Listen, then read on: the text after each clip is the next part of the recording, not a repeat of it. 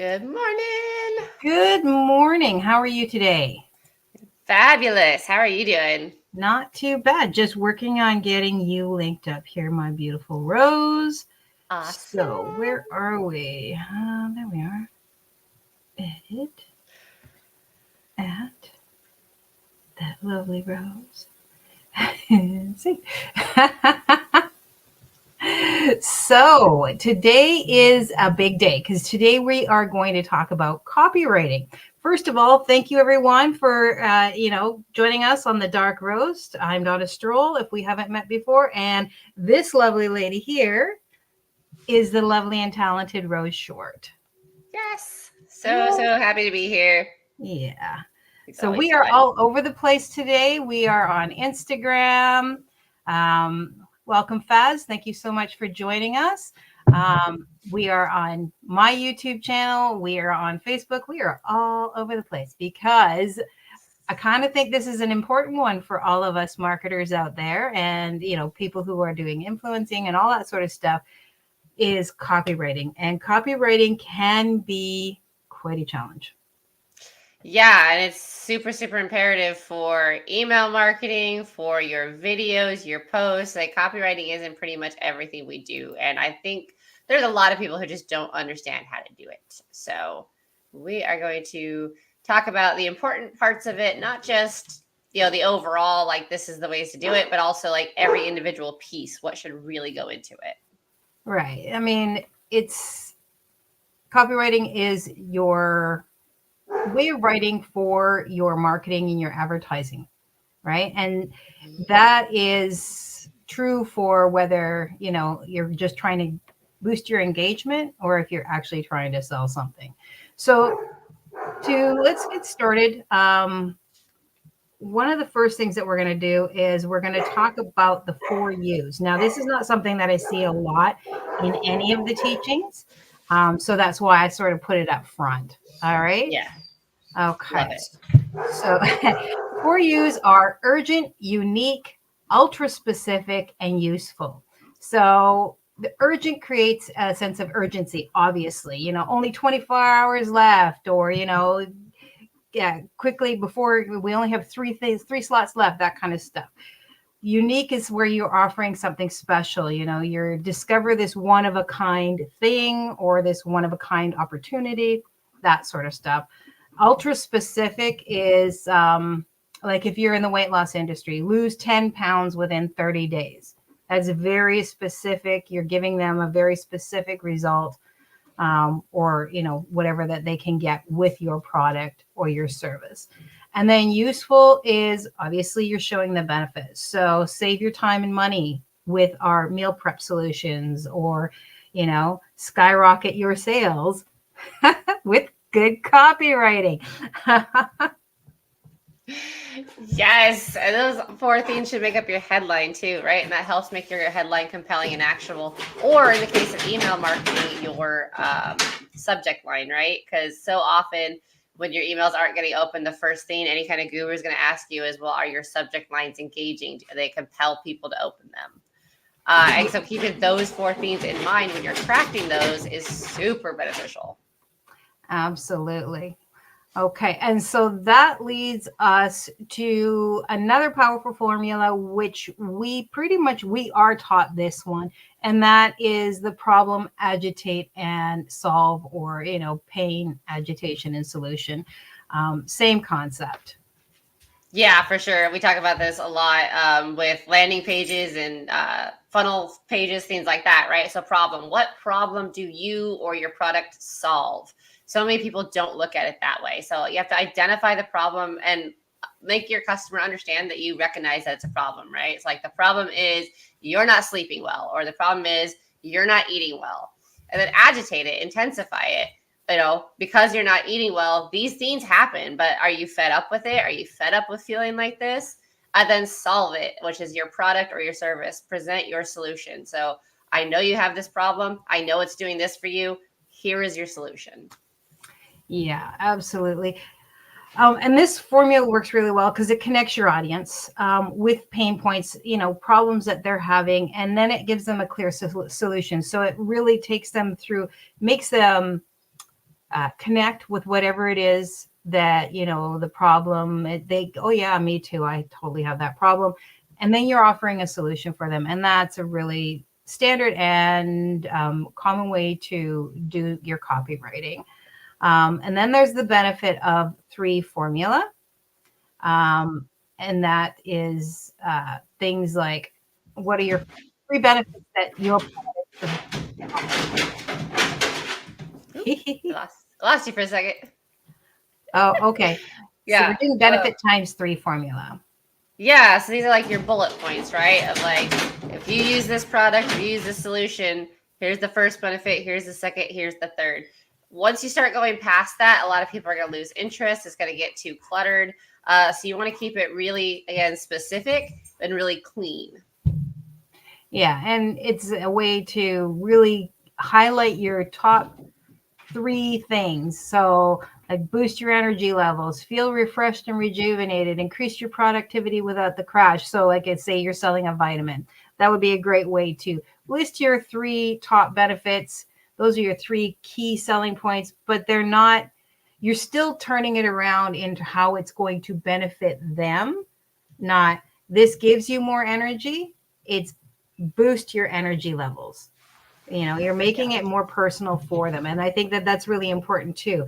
Instead of telling, you're showing, you're bringing them into it. You're putting them in the place of how this is affecting them. And I think that's important. That's important if you're writing fiction too, right? Or you're doing the show, not tell. You're doing active voice versus passive voice. These things matter because one engages people and one makes people go, okay.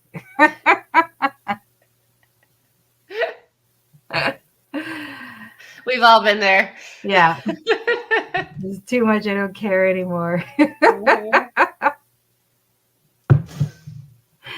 As a writer, I struggle with the passive and active voice. I have to constantly go back through over my stuff. And it's like, I'm not just giving them a monologue and telling them shit. They actually want to be involved. So the next one we want to talk about, and this is the before and after bridge formula. Yeah, this one I think we see a lot in the affiliate marketing and digital marketing space because, I was stuck in a 9 to 5. Now I'm not. Here's how I did it. So you're telling the before is the bad, the after is the before was the problem, the after is the solution, and then the bridge is how you got there. Yeah, and this is really where you can slide in your story, or you can keep it very personal and just directly to them. So, you can say like, it was this, or, are you feeling this way? Do you want to feel this way? Our solution is this for you, right? Very simple, very simple. You can do that very easily in any kind of content, like it doesn't really matter what kind of content you're putting out there. These formats work for every content style, really. Yeah. And these don't just work for written, they also work for video. Yeah, so like whether you're doing a video or email or blog or, your social media posts, it really does work for anything. And it can work for your sales calls too. Mm-hmm. You might have to change it up a little bit because you're having that conversation, but it certainly can be used for your sales calls as well. If that's what you're doing. And then the next one we have is future pacing. So future pacing is all about encouraging your audience to sort of envision their future, right? Wouldn't it be great to, come into your home and everything's sparkling and you don't have to worry about, doing this or doing that, Molly Mays can help you get there, right? Whatever. Yeah. Well, we see a lot with lifestyle accounts, right? Where it's like, follow me a day in my life. And you get up and cuddle with the dogs, you make coffee, you do your workout, and you're not going into traffic. You're not going to this stressful job and whatnot. That's painting the picture of, when I started digital marketing, it gave me this lifestyle that I wanted, or maybe it's traveling or whatever it might be. But yeah, the future pacing and the lifestyle goes really hand in hand. Yeah, because you're allowing people to sort of project their own self into that space. And when you are offering the ideal or the dream of what they want, then it's a lot easier to, show them the solution that will get them where they want to go. Right. Yep. And then this is the one that we talk about a lot. Yeah. Yeah. The story. Yeah. And the lifestyle post could easily lead into the story post as well, because, like storytelling dates back to before written word. I mean, storytelling is super powerful for us as humans. So people love the story, whether or not they love where you've gotten or they love hearing you struggle, they still love the story, right? So it's good and bad.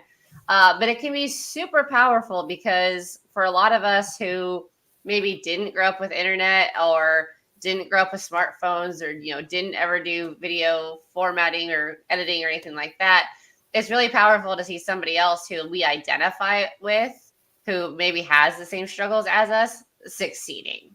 And I think that helps really bond you to people. Because like if you see somebody who, was independently wealthy anyway and then started this and like it just took off for them, you're like, okay, well, that's fine. Like you've got the money to invest. Like I can't connect with you. But if you see someone who's working the same kind of job as you or like same kind of job you were working and you see them succeed, then it's like, oh, well, okay, this person's on my level, but their journey took them this way. Maybe I can, learn from them. Yeah, absolutely. And I know I say that a lot. I'm realizing all the things I say too much. I know, right? But your story helps people connect, and it also makes you real. And I struggle with that because I'm not real. So, there's a problem there, but she's actually AI, guys. Yes, We're really good. I'm purely AI.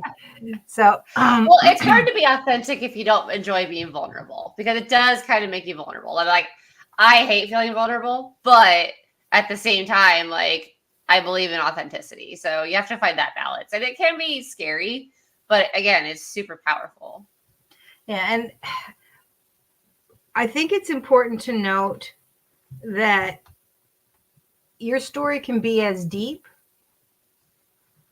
or as shallow as you need it to be at that time. You don't have to give away your deepest, darkest secrets. A story can be one aspect of your life. It doesn't have to be all aspects of your life.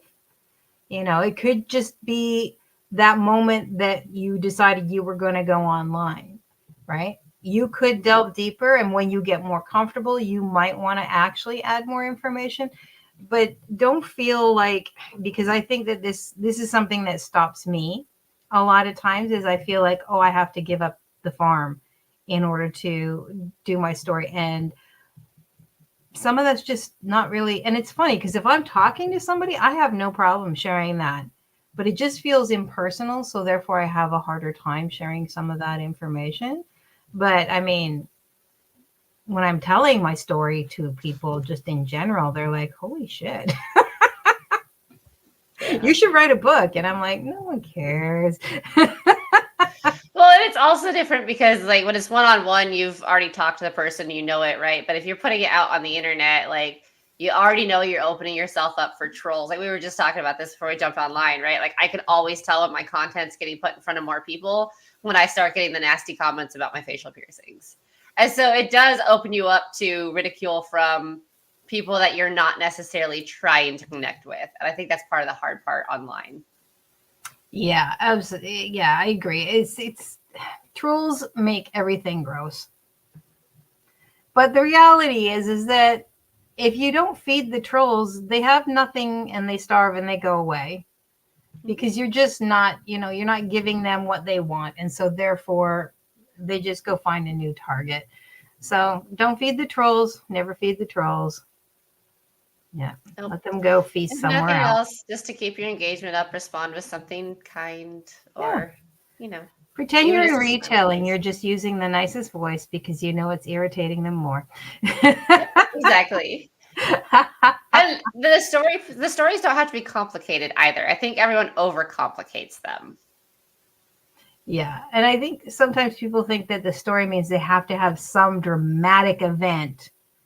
And because we see those stories, you know, their origin story, it's like, you know, you're not Superman. Don't worry about it. You don't need a big dramatic thing. It could just be simply that, you know, you're a mom and you've been at home and your husband's off doing the job thing and you're cool with that plan. And your story is how, you know what, I just wanted something extra for me. I just wanted something to keep me more active, or, you know, I saw this and thought that'd be cool to add to so that I can, you know, take my family on holidays. That's a story. You know, your lifestyle is a story to somebody else. So it doesn't always have to be the heart wrenching or, you know, the triumph over evil kind of thing. So yeah. And I think we get caught in that rabbit hole because everyone always talks about the hook. Like, you need to have a strong hook. You need to have a strong hook. The hook is just the turning point in your story generally. It's, you know what, like, this happened and this is how I got here. Like, one of the most popular sounds on, I think, TikTok for a while was the one where it's like the record stopping. It's like the, so how did we get here, right? And like, that was popular for a reason, because that's what people like to see is like, oh, but how did you get there? And so that's a really powerful way to tell your story, have a solid hook, but not overcomplicate it. Yeah.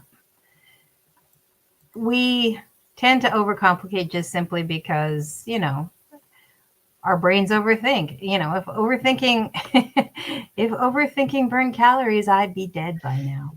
So that's just the state of life. I don't know too many people who don't tend to overthink a situation, especially when you're tying it to finance or success, right? If you're, you know, if it's just, should I have pizza tonight, or should I have, you know, or should I actually cook? We don't overthink that too much. It's like, do I have the energy or don't? But when it becomes your future, your financial success, your business success, whatever, then we tend to overthink every little step along the way. Am I doing this right? Have I listened to the right people? Am I, you know, all those things. So, yeah. Yeah, so basic story post, it really makes up 5 elements, right? You got your intro, the conflict, the turning point, the resolution, and then your call to action. Now, the call to action, I think, is another area where people can get it wrong. Your call to action, like we've said it before, doesn't have to be a sales pitch. It doesn't have to be slimy and scammy and gross. It can be, if you're feeling stuck, hey, let's talk. Or, you know, comment free, whatever. Or just, you know, follow me for more. That's a really powerful one, because, you know, maybe they don't need to buy something, but maybe they need a reminder to follow you. Yeah, I mean, we're getting better at reminding people to subscribe. So we're terrible at it too. Yeah. I mean, it's easy when it's not on the fly necessarily, but yeah. Speaking of which, oh, look. You gotta drop There's our channel link. Getting smarter and putting it somewhere easy for me to actually access and drop it on board. Love it. Okay, so how can we put this all together? So you use in your headline, you're going to use your 4 U's, you know, that you're going to give them the only 24 hours left to discover a unique solution to whatever the problem is. It's guaranteed to work. So there, boom, you've given a time limit, you've given them a solution, you've urgency and all of that sort of stuff all together. Then you're going to give the supporting copyright, which is your problem. Are you having trouble doing something? Are you feeling, you know, stressed or whatever, worrying about it all the time? Imagine how frustrating that is. That's agitation. You're going to just keep, you know, building it. And then you're going to say, with this solution, we can finally make, you know, headway in whatever that problem is. So it's really simple, you know, really quick, easy. You've got your, you're doing that whole urgency situation, the 4 U's at the beginning, and then you're just carrying them through.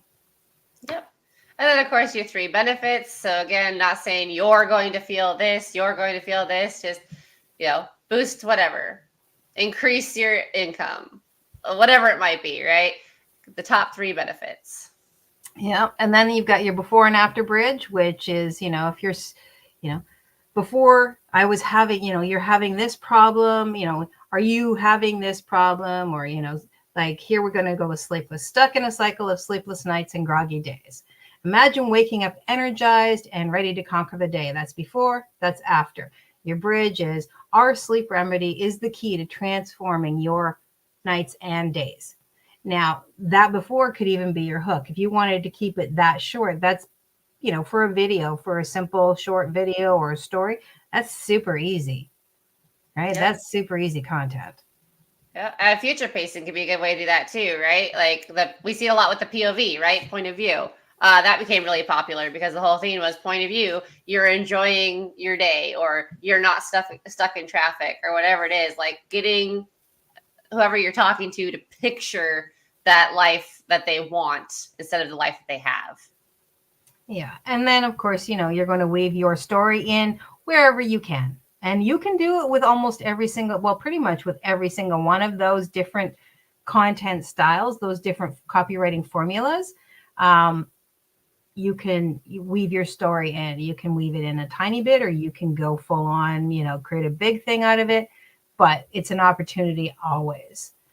So yes. I added a little something to ours. I don't know if you see it on your end. I added some best tactics for copywriting for online. Oh, love it.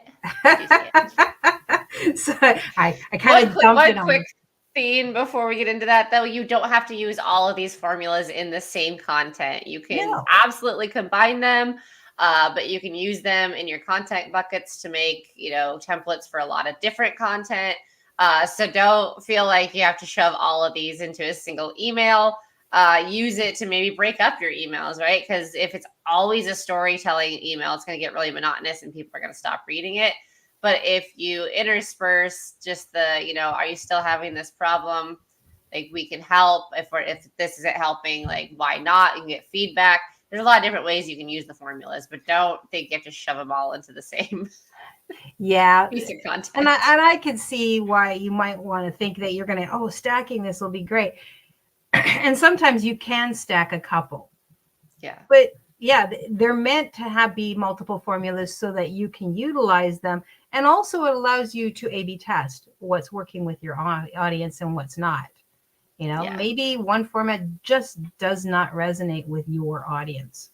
Then you can but you won't know until you test it. So. And knowing your audience is a top tactic for copywriting and online marketing. It is. We talk about it all the time. all the time. Yes. You know your audience, because when you know who they are, then obviously you're going to be able to tailor your content a lot better. That's going to take time. I mean, when we start doing any kind of marketing of any sort, our initial idea is everyone. Even if you have an idea of who your niche is for, we still want everyone within that niche cycle, right? Within that niche umbrella. We want everyone. And it's not going to be everyone. I'm not going to appeal to everyone. That's just the facts. As wonderful as I am. Gotta attract your tribe. Exactly. And then you want to craft a compelling headline and, use power words, use numbers. Again, odd numbers tend to seem to do better. Make a promise, like, I'm going to show you this after this, whatever. Those kinds of things are going to help people, be more involved. You're open, like when you're talking to a friend and you're like, guess what happened, right? And they're going to go, what? Yep.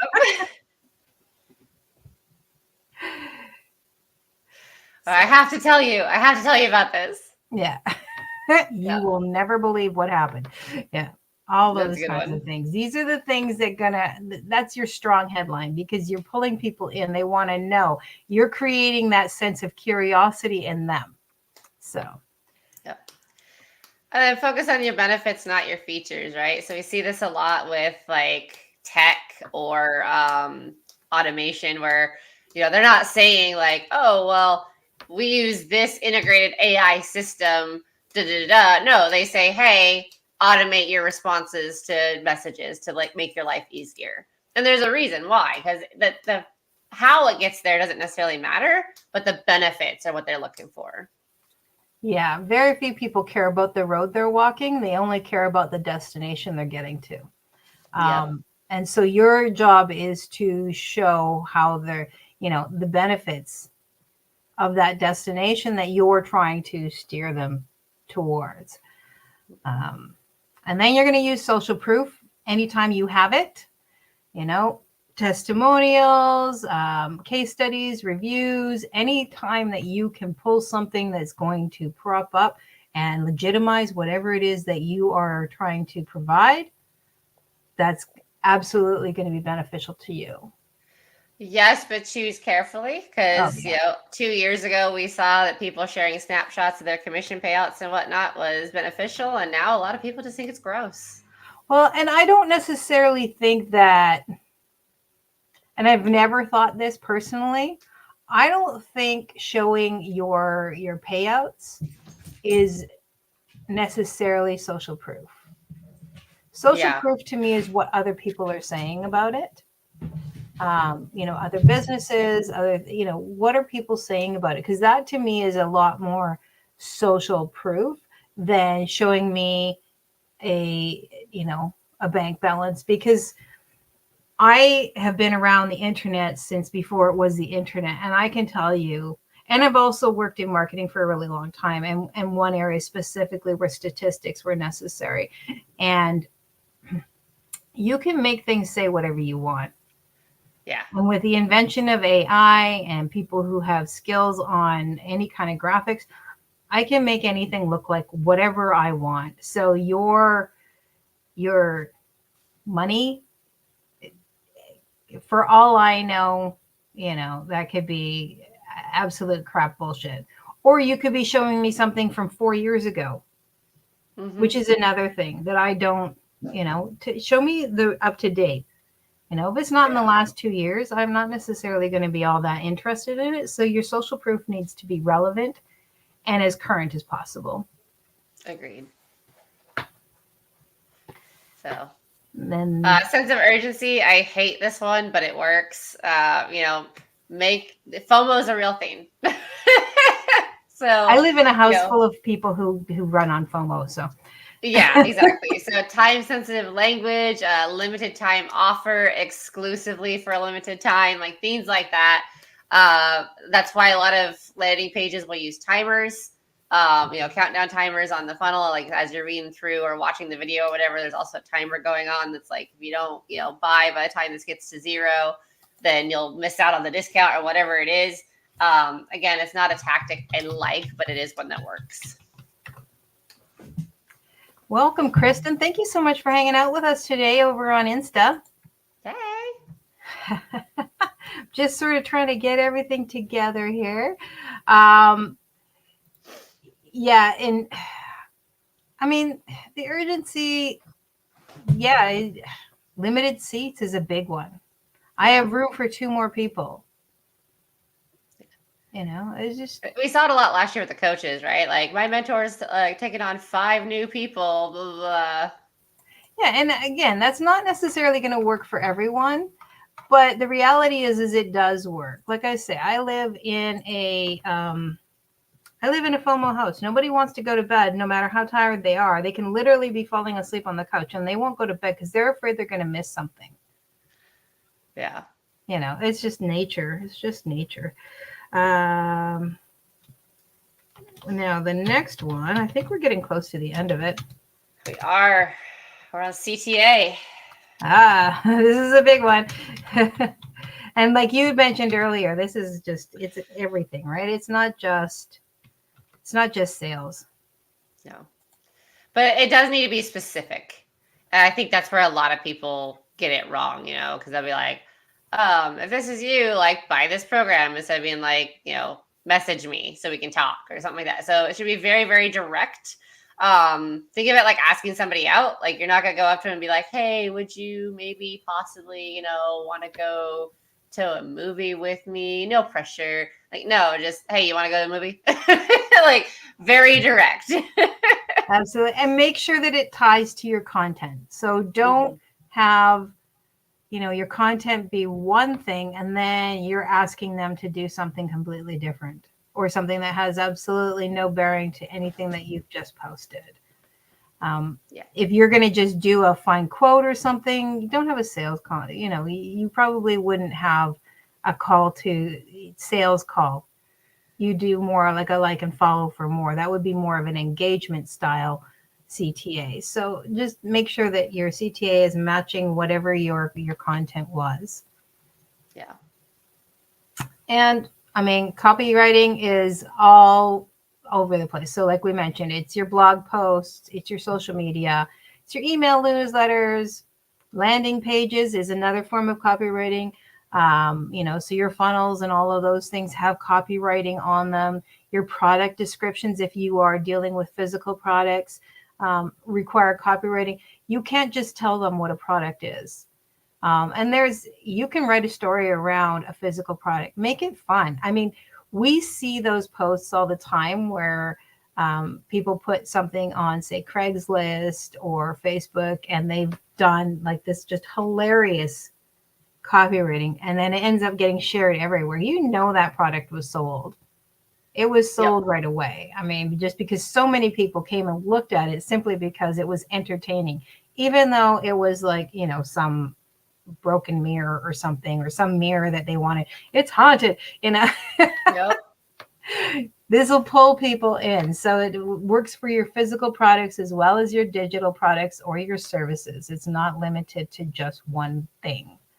Yeah. And we even use it in real estate. Like one of my favorite examples of that was there was a listing that the backyard was just non-existent.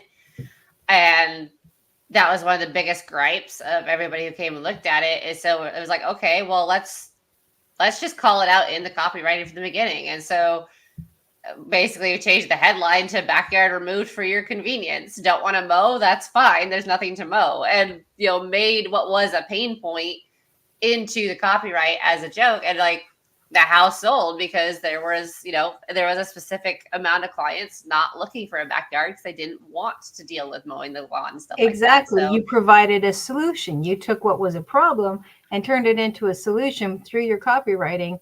Because I know that I probably would have been like, that's not so bad. yeah. Or it'd be so funny, you'd have to at least go look at it, right? Yeah. Like, what are we talking about? No backyard? Or is it like a patio? Exactly. So there are ways, to get creative that will, and again, though, it's knowing your audience, right? And that was the problem, was the original listing was trying to talk to everybody. And it was like, okay, well, let's get really specific. Who will this house actually benefit? Yeah.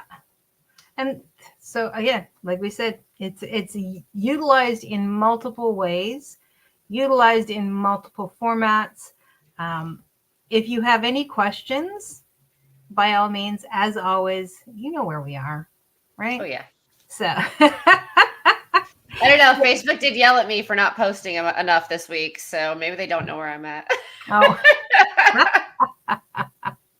And they're telling me you're doing good, and I'm like, I am so not doing good. You lie. I know the facts, but I think they're trying to encourage me to get off my duff and get with it. So this is been a fairly expansive coverage of copywriting. So you may want to watch this more than once, just saying. Take notes. If you have questions, by all means, reach out to us. As always, Rose and I have different skill sets. So, if I don't know the answer, I'll drop you over to Rose or vice versa. And if we don't know the answer, we will find out the answer for you. If you're watching this on replay, drop a hashtag replay and go subscribe. I put the link. There's no reason why you shouldn't. Okay.